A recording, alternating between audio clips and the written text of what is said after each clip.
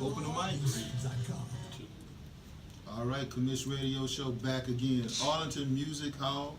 It will the place to be. That's right, 224 North Center Street in Arlington, Texas. You don't read the street numbers. You know where it's at.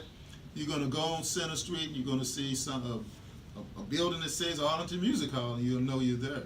So that being said, Arlington Jazz Festival, this is the third annual, and it is hosted by King Charles. He sits right here in this very same seat on Fridays and Saturdays on the Fishbowl Radio Network. But Arlington Jazz Festival is smooth jazz. You know, it's smooth. Anything associated with me has to be smooth. So we're going to have Joe McBride. You like that one? It was pretty cool. That was Yeah. Joe McBride will be here on Friday. Josh Giles will be here, and Tom Braxton, my dude Tom Braxton. Nobody plays the saxophone like him from West Texas. Man. I mean, it's a lot of saxophone players, but you just don't think of saxophone players West Texas coming up there like that, like Tom Braxton. No. And then the next day, Kim Waters will be here on March the 2nd, on Saturday, March the 2nd. I understand you're going to be one of the commission's guests out there, so we appreciate you standing in the gap, as they say. I'm old school. I don't know what that means. I thought that was pretty fly to say, but nevertheless, that's where we're at. So we want to talk about hope. We hope that you guys will go to the Arlington Music Jazz Festival. Come on out, support Jim Austin. Jim Austin online. He's a good guy. Trying to bring jazz back into the city. So, chapter 10.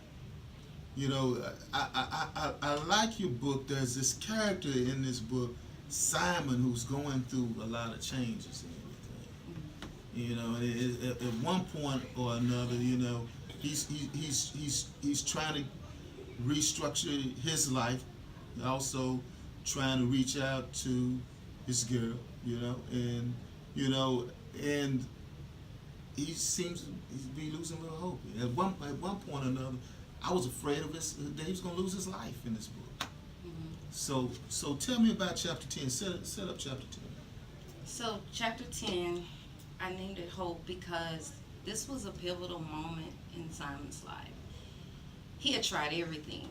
And just like us in our lives, you know, when we've just got our nails dirty, we scraped, and whether we're doing it the right way or even the wrong way, taking the wrong approach, we get to a point to where it's like, what else can I do? You know, and so he was sitting in his car, and he was just reminiscing, just thinking about all the things that he had gone through.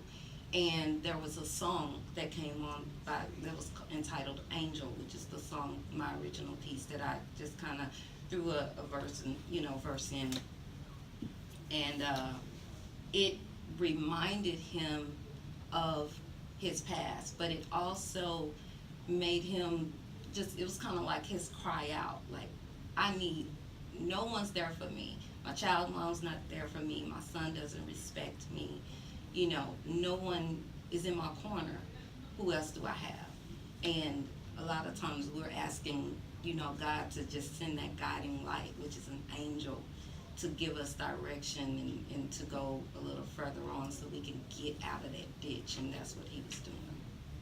Okay. So you didn't bring the MP3s? No. I can sing live. I can sing a cappella. That's no problem. Okay, because I was going to ask, because normally people come on, they give us, you know, little tracks and everything. Oh, no. Oh, so you're just going to do it? Okay. I can sing it. You can sing a lot. Yeah. You sure? Oh, yeah. I can read it if you like. You can read it. But you want to sing. And I can sing it. But then, okay, I'll tell you what. I'll save my reading for nighttime. I want you to go ahead and sing. Okay. Let's roll with it. So it says, Simon could sense the writer pleading for help, and that is what he desperately desired. And so the song goes, I need an angel to hold me safe at night, to follow me through the day and turn my wrongs to right. I need an angel to render loving care. Tell me, angel, are you there? I need an angel everywhere. So that was his cry. That was his cry. Snap. Put them snaps up in there. Put them snaps. That's it. That's it. Now you wrote this, and you say you write other songs as well. Right? Yes. How many songs have you written? Probably over 200 songs. 200. Oh, but you got them like right here, right? I do. Right here. Yes. I saw that on the Prince Purple Rain. I got them right here. So it's it. So what is your inspiration in your songs? Love and just telling a story. So when I write my songs, it always starts out with like an intro, and then the meat of the song is what it's really about, and the outro is always what happens in the end, whether it's a good situation or a bad situation. What I write about, just like in the book, is I want it to be relatable. I want someone, it's not race driven or female, male, whatever. I write songs that are suitable for teenagers, country, Songs jazz. that we used to. Well, I'm older than you are, no doubt, because I think I'm older than a lot of people these days. But it used to be back in my day that everyone listened to the same songs. It's not like it is now, where you can pretty well tell how old a person is by what songs they're listening to. Back then, everyone, I'm gonna date myself. Folks, y'all know what I'm talking about. Everyone listened to the OJs. If you was 10 years old, 30 years old, 50 years old, everyone listened to the same stuff. Mm-hmm. So that's the way you write. You write for the masses. Then. Yes, I try to. So you have That's my about, goal. that's your goal. Okay. So when do you write? You talk about my schedule being busy. Writing is a creative experience. It's just like writing, Mm-hmm. and writing songs, writing books is a creative process. Mm-hmm. And also, do you get writer's block? I do get writer's block. When I'm most inspired is first thing in the morning when I wake up. It's actually how the title came, A Life Without Him. So I woke up one morning, I was going through chemo and the kids had gone off to school. But before that, I woke up and on my mind was A Life Without Him. So I just automatically thought, oh, this is a song, it's a poem or something. I'll just write it down in my little notepad and work on it later. A couple of weeks later, I was trying to write and I felt like I was having writer's block because it was just garbage. Anytime that I try to force my creativity, it's terrible. And I've learned that over the years. So when something is not working, I just take a breather, I just stop. And so I was talking to a girlfriend of mine who was checking on me, and nothing is coincidental, right? She's a journalism major, and I hadn't spoken with her in a few years, but she knew what I was going through, and so she wanted to check on me. And I shared with her, I said, I have a title, and I think God had already put it in my spirit that it was a book. Otherwise I wouldn't have mentioned it to her because she's not a music writer. She's just literary, right? And she said, I was telling her about it, and I said, I can't turn it into a poem or music or anything, And she said, well, it's probably a book. And I said, I'm not writing a book about a man. I just literally, that's just how I said it. And I said, I don't feel like I'm equipped to write about what a man should do. And she said, well, that may not be what it's about. You should just write, and if it's meant to be a book, it's just gonna flow. And I said, yeah, whatever. If I'm going to write anything, it's going to be about what I'm going through with chemo and being a single mom, just trying to keep these kids straight. I just had my own I got on my soapbox and I had my own little party. And so I just left it alone. And one day in May, I can't exactly remember what day in May, I just wrote the title on a piece of paper and I just started writing. And I didn't stop until August the 1st. And I had a completely finished book. Now, of course, it's been edited and things taken out and redone, but for the most part, the book was complete. The flow that you speak of You know, what gets you in the flow? I just have to be relaxed and just in a creative mindset. I rarely watch TV, which helps a lot. I rarely listen to the radio. Like sometimes I just Except when you ride. listen to our radio show. Yes. Okay, that's it. But but when I'm listening to the radio, some people's like, you don't know that song, and because I'm a creator, I don't want to mimic anyone else's creativity, so I will keep the radio off when I'm driving and just think I sometimes. do that too. You know, there's three of us that do that. You, myself, and Oprah. I mean, I was checking out Oprah. Yeah, I look at Oprah, you know, back in the day too, because, you know, you learn a lot of stuff. You know, hey, you learn basically how to talk to women, because a lot of women look at Oprah, so obviously you know how to do that. But now, the thing though about that is that there is a inner spirit, if you will, that's inside. That's a creative spirit. And that creative spirit, you know, you roll the window down and you driving down the street and things come to you. It's sort of like that voice that you hear first thing in the morning if you take a walk in the park or anything like that. So yeah, you do need to tune all that out. You know. The reason why I asked you that was because I took a course in creativity, and it was like we were all, it was a doctoral course, and people were talking about where they're not creative, and everyone has a creative spirit. Everyone has, yeah, everyone has a creative spirit. Just putting it to pen and paper and putting it out there. The writer's block, how do you say you get through that writer's block? I just stop. I don't try to force anything. I used to, and it was just, and it was like, because I'm the one that likes to do it and get it done, right? But with writing, I can't. It's gonna make me take my time if I want it to be effective. So I just stop, and I just wait, and I just wait on the inspiration, and I don't sit there twiddling my thumbs waiting on it. I just continue to do the things that I need to do in the day, and then maybe something hits me. But I get most of my inspiration 4 or 5 o'clock in the morning. Wake up, I've written a lot of my music 4 or 5 o'clock in the morning. That's that quiet voice I was saying early in the morning. You know? So the house is dark. You can't hear anything except your house settling. You know when when you hear things like, what was that?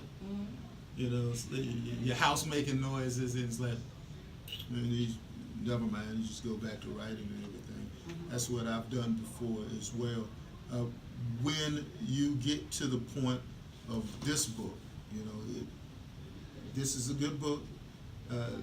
You have approximately 200 pages to it. Is there a sequel to this? There is a sequel. I'm working on it now. I'm in chapter 4.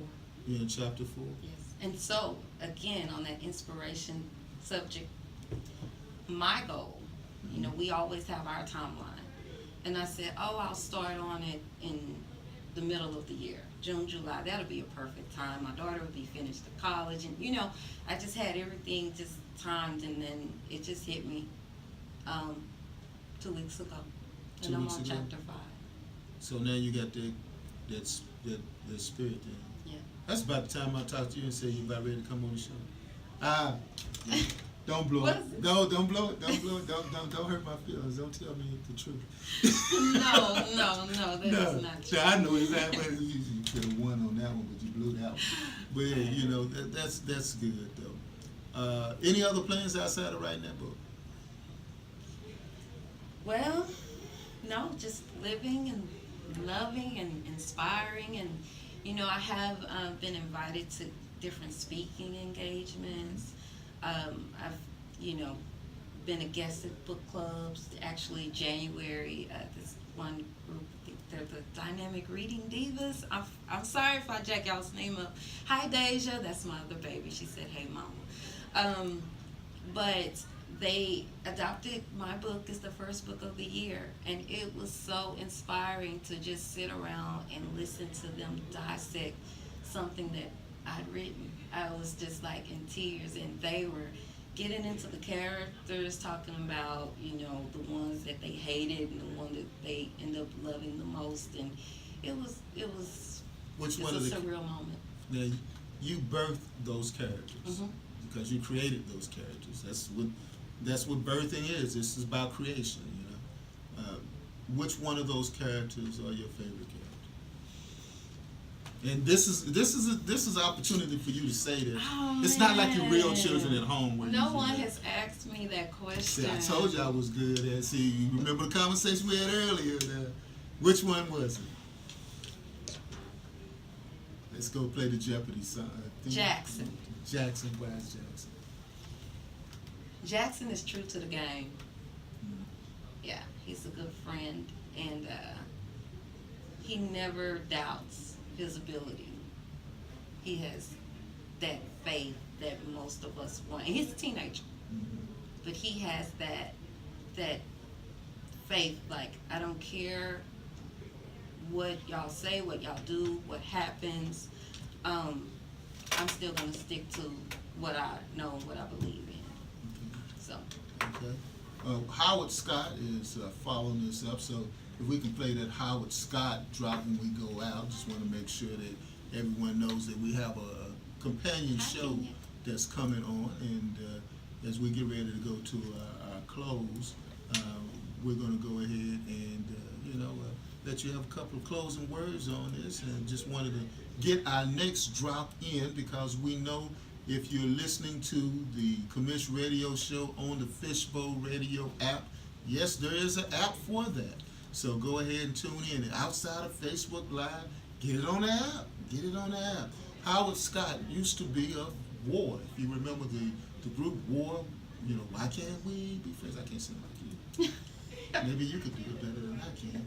But Howard Scott, Why Can't We Be Friends, and now the Lowrider Band, he will be following this up here on the Commish Radio Show. And I will be tomorrow morning, 8 o'clock tomorrow morning, I will be at Collin County Community College, where I'll be speaking about the integration of sports in Dallas, the integration of sports in Dallas. And where will you be at? Where will I be? Yeah. In the morning? Yeah, in the morning. I'll be at work. Well, good. That's a good place for all of us to be. Yes. At work. So, where can we next find you at? Any upcoming books, promotional places you're going to be at? I will have to announce it. I'll put it on your page. Okay. Yeah. You got it. And where can they find A Life Without Him? A Life Without Him can be found on Amazon.com. It's the ebook and the paperback, and there are also other ebook avenues. Barnes and Nobles. I mean, all the ebook, anything imaginable that you can name, one of the major ebook suppliers, you can find A Life Without Him there. All right, let's roll. All right, thank you for listening to the Commish Radio Show. We will be back this weekend, in which we will have Carolyn King Arnold, City Councilwoman Carolyn King Arnold, and yes, we will have City Councilman Kevin Felder here on the Commish Radio Show. All right, Jesse, let's take us home. And the next upcoming is Howard Scott. I go to Thibodeau's, located at 107 North Cedar Ridge in Duncanville, Texas. They're really hot, just like the Commish Radio Show in Thibodeau's. Hot as this gumbo. We will see you later at Thibodeau's.